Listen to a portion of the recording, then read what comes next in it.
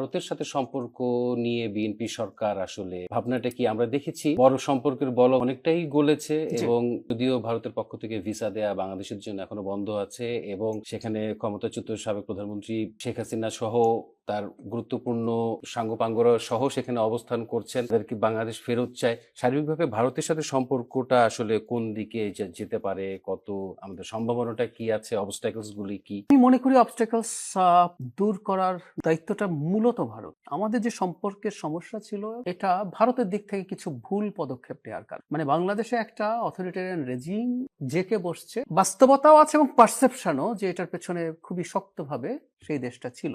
আমি মনে করি ভারত এখন পর্যন্ত তাদের যা যা সিগন্যালস আমি দেখছি, যেমন দেখবেন বেগম খালেদা জিয়া মারা যাওয়ার পর তাদের পররাষ্ট্রমন্ত্রী এসছেন, বার্তা পৌঁছে দিয়েছেন, জনাব নরেন্দ্র মোদী টুইট করেছেন, এই সরকার গঠন হওয়ার সময় তাদের গুরুত্বপূর্ণ মানুষজন শপথে ছিলেন, তারা কাজ করার আগ্রহ দেখিয়েছেন। সো ভারত সম্ভবত একটা রিঅ্যালাইনমেন্ট করছে। আমাদের নীতিটা খুব সিম্পল, এটা ইলেকশনের আগে প্রায়ই প্রধানমন্ত্রী বলতেন, দিল্লি নয় পিন্ডি নয়, বাংলাদেশের স্বার্থ রক্ষা করে আমরা কিন্তু সবার সাথে সুসম্পর্ক চাই। এটা খুবই ইম্পর্টেন্ট। আমাদের দেশে কিছু কিছু মানুষ ভারতের প্রতি এক ধরনের বিদ্বেষ বা ঘৃণা বশবর্তী হয়ে অত্যন্ত আক্রমণাত্মক হয়ে ওঠে যে এই দেশটার সাথে কোনো সম্পর্ক রাখা যাবে না, এই দেশটার সাথে পারলে একটা যুদ্ধ বাঁধিয়ে দাও। মোটেও কাজের কথা। বাংলাদেশের সাথে ভারতের একটা ওয়ার্কিং রিলেশনশিপ থাকবে, ব্যবসা বাণিজ্য সহ অন্যান্য, ইভেন কোনো কোনো ক্ষেত্রে আমরা স্ট্র্যাটেজিক রিলেশনশিপ। কিন্তু জরুরি ব্যাপারটা হচ্ছে বাংলাদেশ একটা স্বাধীন সার্বভৌম, ওর সরকারের জনগণের প্রতি কমিটমেন্ট আছে, ওটা তাকে রাখতে হবে এবং সেটার ভিত্তিতেই দুই দেশ কোঅপারেট করবে। এতে না দুই দেশেরই প্রচুর গেইনিং এর সুযোগ আছে।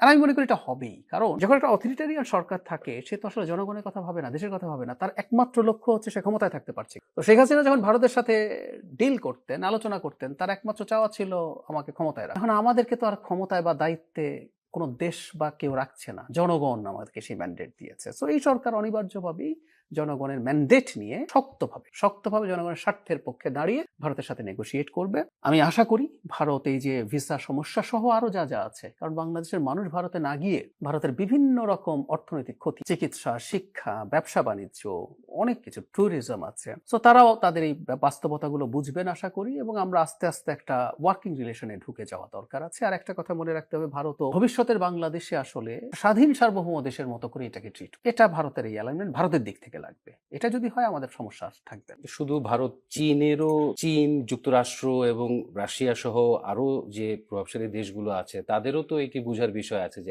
Democratic government. একদম তাই, প্রত্যেকেরই। কিন্তু আমি আবার এটা মানতে হবে, আমরা পৃথিবী যেহেতু বুঝি, প্রত্যেকেরই security and strategic interest, business interest থাকে। সো নির্বাচিত সরকারকেও সে চেষ্টা করবে তার সাথে অ্যালাইন করতে।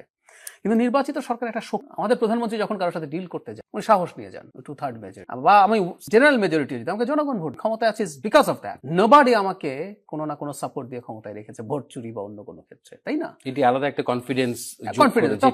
তখন যখন যান তুমি অন্য দেশগুলোর সাথে এই নেগোসিয়েশন এবং ডিসকাশনে বেটার অবস্থানে থাকে। তারপর এটা আবার বলছি, পৃথিবী বুঝি, বাংলাদেশ স্ট্র্যাটেজিকলি খুবই গুরুত্বপূর্ণ জায়গায় আছে। এখানে চায়নার ইন্টারেস্ট আছে, ইউএস এর ইন্টারেস্ট আছে, Europe as a whole interest আছে। আমরা খেয়াল করবো বোয়িং না এয়ারবাস, এই নিয়ে কিন্তু বিজনেস নিয়ে শুরু হচ্ছে। সো এগুলো আছে, কিন্তু ওই যে বললাম আমরা বেটার ডিল করতে পারবো কারণ আমরা একটা ভালো নির্বাচিত সরকার আছে। জনগণ তেমনটাই আশা করে। আমরা অনুষ্ঠানের শেষ পর্যায়ে শেষ করতে চাই সরকারের যে 1 মাসের মূল্যায়ন আপনি কিভাবে করবেন, যদিও আপনি সরকারের অংশ, এরপরও আপনাকে এই প্রশ্নটি আসলে করতেই হচ্ছে অভ্যাসবশত।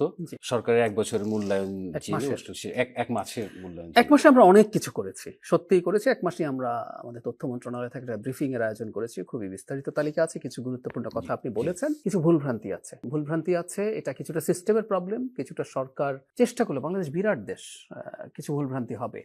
আমি একটা কথা আমাদের সরকারের দিক থেকে, এই সরকারের দিক থেকে বলতে চাই, সেটা হলো ভুল করেও গলা চড়িয়ে এই সরকার বলবে না আমরা যা করেছি সঠিক করেছি। এই সরকার ভুল করলে এই সরকার ভুল স্বীকার করবে, সেই সরকার ভুল শুধরে নেওয়ার চেষ্টা। আমরা we may not be the best, but we will try the best। এই সরকার সর্বোচ্চ চেষ্টা করবে এবং